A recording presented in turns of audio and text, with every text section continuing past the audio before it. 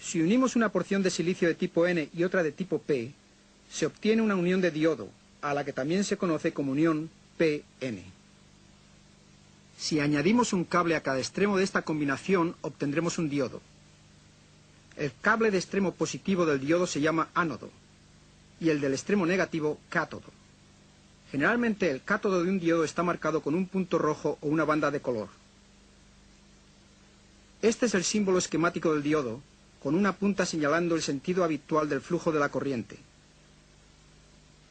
La característica más distintiva de un diodo es que permite el flujo de la corriente en una sola dirección, de ánodo a cátodo.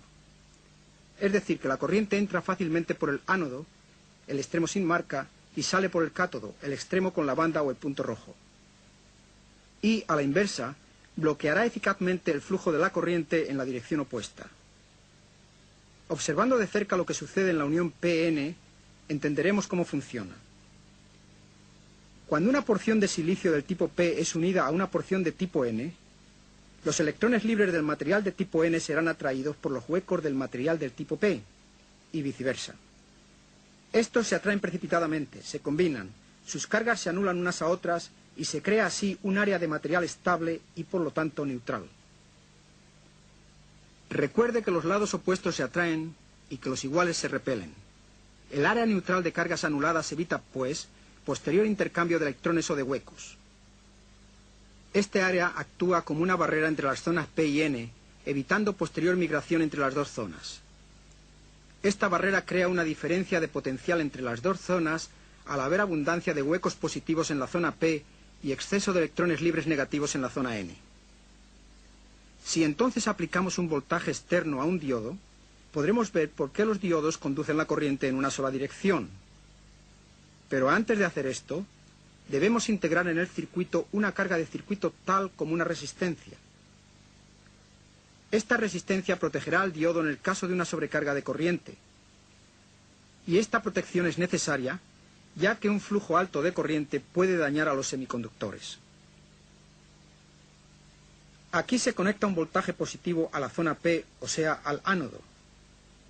Si este voltaje es lo suficientemente alto como para vencer la diferencia de potencial en el dispositivo, también vencerá la barrera neutral de la unión PN. La barrera desaparecerá y la corriente fluirá a través del diodo. El voltaje aplicado de esta forma se llama polarización directa. Cuando se aplica un voltaje a un diodo, deben considerarse varias cosas importantes. En polarización directa, un diodo no conducirá flujo de corriente hasta que el voltaje no alcance una cierta magnitud, lo suficientemente alta como para vencer la barrera. El voltaje con el cual el diodo se vuelve conductor en su polarización directa se llama tensión umbral.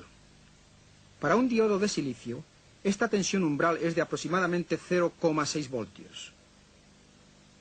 Para un diodo de germanio, el segundo material más comúnmente usado en diodos, la tensión umbral es más baja, de 0,2 o de 0,3 voltios.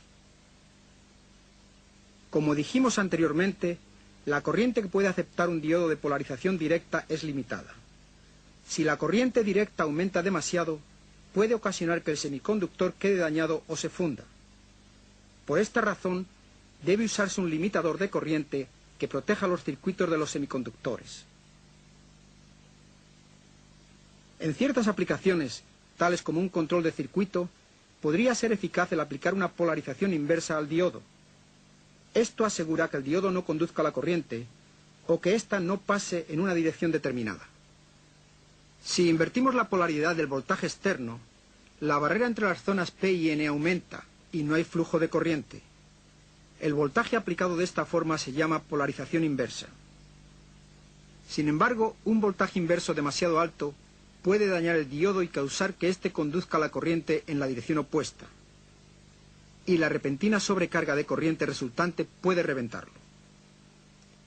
Como el grado de voltaje aplicado a un diodo es muy importante para su adecuado funcionamiento, los diodos son generalmente clasificados en términos de su capacidad máxima y media de conducción directa y en términos de tensión inversa o tensión máxima inversa. No puede excederse ninguno de estos valores, ya que de hacerlo se destruiría el diodo.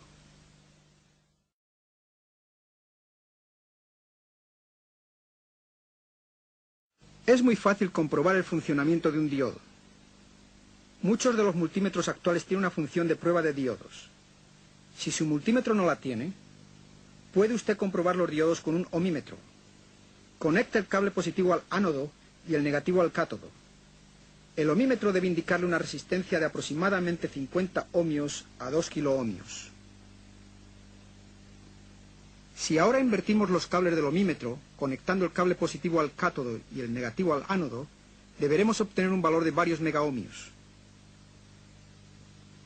Si la resistencia en ambas direcciones es o muy baja o muy alta, el diodo es defectuoso. Dependiendo de sus características, los diodos pueden utilizarse para diferentes propósitos. Ya hemos mencionado que un diodo permite el flujo de la corriente solamente en una dirección y no lo permite en la otra. El diodo actúa así, como una válvula, y es el componente ideal para rectificar una corriente alterna a corriente continua.